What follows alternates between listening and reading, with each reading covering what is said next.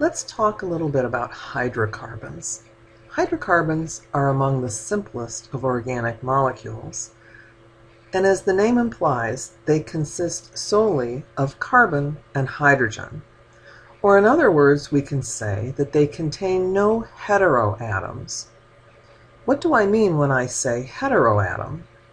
Hetero, meaning different or other, means any atom other than hydrogen or carbon. So hydrocarbons are molecules composed solely of carbon and hydrogen, and we can divide them up into categories according to their structure. First we have the alkanes, which contain no functional group. The names will end in ane. Then we have the alkenes, and when you see a molecule that ends in ene, you'll know that it has a double bond. And then we have the alkynes, which have triple bond. The names of alkynes will always end in yne. And then we have aromatic molecules. Aromatic molecules contain double bonds. They're distinct from other alkenes because we have a specific number of double bonds which are arranged in a special way. We'll talk more in detail about this a little later. Our alkanes, which have no double or triple bonds, can be divided into two groups. There are the acyclic alkanes, meaning that the atoms are not arranged into rings. And these acyclic alkanes will always fit the general formula CnH2n plus 2. Or in other words, if I know the number of carbons, the number of carbons is n, I can plug into this formula 2n plus 2 and calculate the number of hydrogens that I should have. So this alkane that I'm showing you here is ethane. It has 2 carbons, so if I plug a 2 into my formula, that's going to be 2 times 2 is 4 plus 2 more is 6. So my formula is C2H6. Every alkane, regardless of the arrangement, is going to fit this general formula. Then we have the cycloalkanes. And in the cycloalkanes, our carbons are arranged into a ring.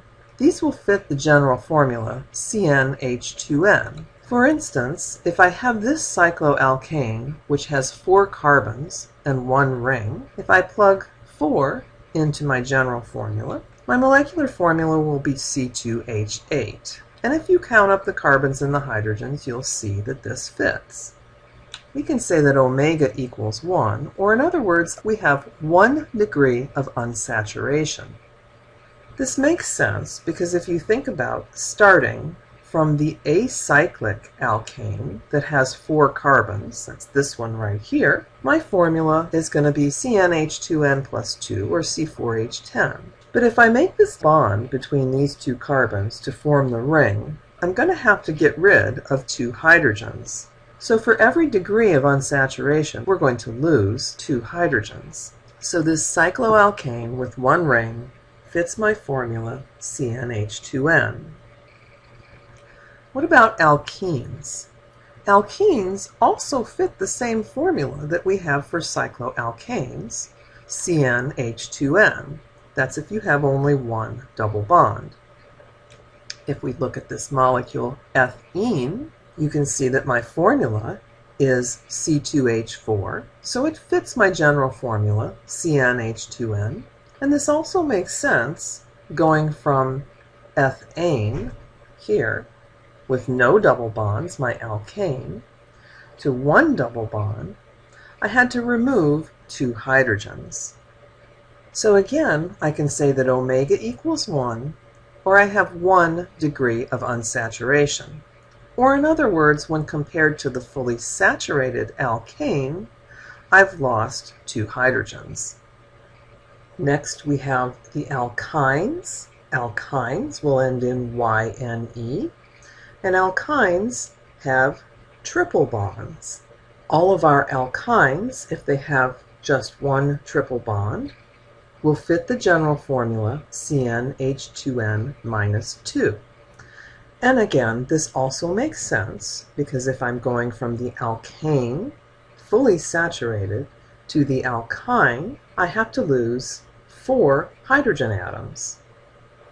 So here we can say that omega equals 2, or we have 2 degrees of unsaturation in the form of 2 pi bonds. Next we have the aromatics, and I just want to mention aromatic molecules briefly because we'll talk more in detail about them later on. But the parent of all aromatic molecules is benzene, which has the molecular formula C6H6. This is 6 carbons all arranged in a ring, and all of the carbons are sp2 hybridized. So we have alternating double and single bonds.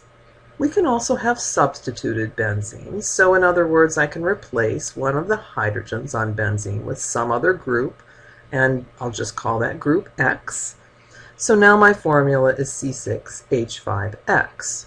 C6H5 we represent often as pH. That stands for phenyl, and I just want to mention that phenyl should not be confused with phenol. These are two different things, but it's often a point of confusion for students, so just tuck that into the back of your mind. Very soon I'll introduce you to phenol when we talk about acid-base chemistry. So let me just ask you, how many degrees of unsaturation does benzene have? Go ahead and pause and see if you can figure this out. So there are two ways that you can do this. You can simply determine the degrees of unsaturation by inspection, and you can see readily that you have one ring and 3 pi bonds. So that means that we have 4 degrees of unsaturation in benzene. The other way that you can do this is by calculation. So you can calculate what the number of hydrogens should be in a fully saturated molecule with 6 carbons by plugging into our formula CnH2n plus 2, and that gives us 14 hydrogens. So in other words, if I had no degrees of unsaturation, my 6 carbon molecule should have 14 hydrogens. And I can calculate omega by taking the difference in the number of hydrogens for the fully saturated C6 molecule minus the number of hydrogens that I actually have in this molecule and divide by 2, because for every degree of unsaturation I lose 2 hydrogens. So I have 14 minus 6 for 8 divided by 2 gives me 4. So let's talk a little bit about the properties of hydrocarbons. Alkanes themselves are actually pretty unreactive. They have no functional group. Alkenes, alkynes, and aromatics are more reactive than the alkanes, and we'll talk about those reactions later on. But there is one reaction that you can do with all hydrocarbons, and that is combustion. So that is the reaction between the hydrocarbon and oxygen to give us CO2 and water. And I've balanced this equation for alkanes with the formula CnH2n plus 2. The stoichiometry would be a little bit different for alkenes, alkynes, and aromatics, but they still undergo this same reaction. And whether you realize it or not, if you drive, you are an organic chemist. You are doing organic reactions every time you start your car. We use hydrocarbons as a fuel, and the combustion of hydrocarbons to produce energy, which unfortunately also contributes to greenhouse gases and global warming. Well, let's talk a little bit about the physical properties of hydrocarbons, and let's look specifically at alkanes.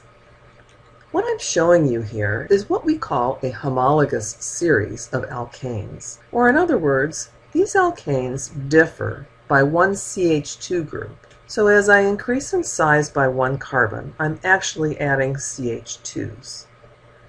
Our first molecule with 2 carbons is ethane, 3 carbons is propane, 4 carbons is butane, and 5 carbons is pentane. And when you learn about nomenclature, you'll see the name of every alkane will end in ane, and the beginning, or the parent, is going to indicate to you the number of carbons in that alkane. So eth for 2, prop for 3, but for 4, pent for 5. As my hydrocarbons in my homologous series increase in size, of course we're also going to increase in molecular weight, but you also see that if we compare the melting points and the boiling points, these will also increase as we increase in molecular size. So methane has a melting point of minus 182.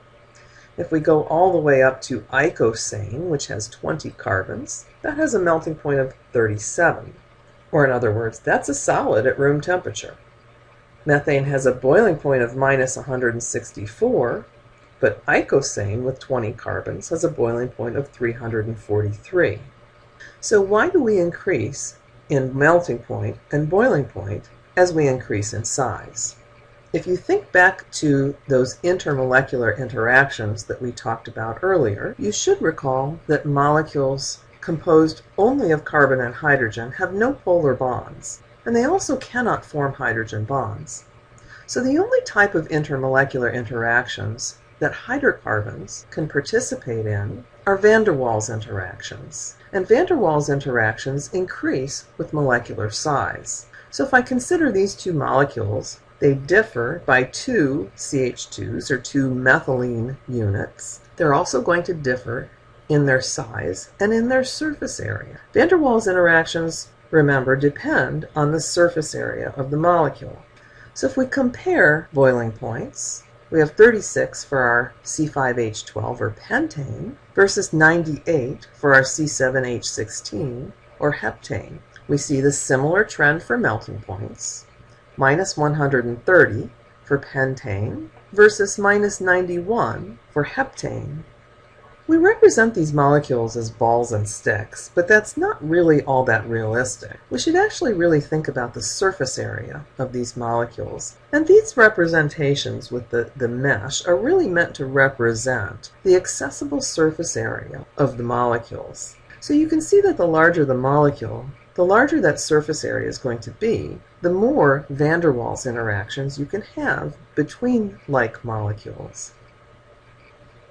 Another factor that influences melting points and boiling points is branching. All of these molecules that you're seeing here have 8 carbons. They have the same molecular formula, C8H18. And you should probably sit down and count the carbons and hydrogens and prove that to yourself. The difference between these molecules, though, is the degree of branching. Octane has 8 carbons in a row. Our next molecule has 7 carbons in a row with a 1 carbon branch. And the last molecule we're showing here has 5 carbons in a row with 3 1 carbon branches. Don't worry about those names right now. We're going to get to that a little bit later on. But you can see that as I increase in branching, both our melting point and our boiling points decrease. Let's look at another specific example. These are skeletal representations of constitutional isomers that have the same molecular formula, C5H12, but different structure. The one on the left has all 5 carbons in a row, and the one on the right is highly branched. The boiling point of the highly branched molecule is significantly lower than that of the straight carbon chain. Since hydrocarbons can only participate in van der Waals interactions with other hydrocarbons, it must have something to do with the surface area. And if we look at the accessible surface area for these two molecules, we can see that the unbranched, or the straight chain, seems to be more cylindrical, whereas the branched molecule seems to be spherical. If we consider two structures, a sphere and a cylinder, and we imagine that these two structures have the same volume and the same radius, we can calculate the surface area. You don't need to memorize these formulas. I'm just trying to make a point here.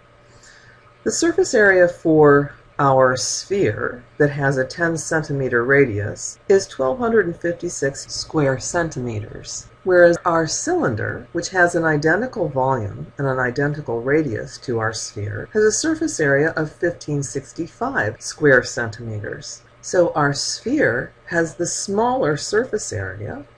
This means that the molecule that is spherical will have fewer van der Waals interactions, lowering the melting point and the boiling point.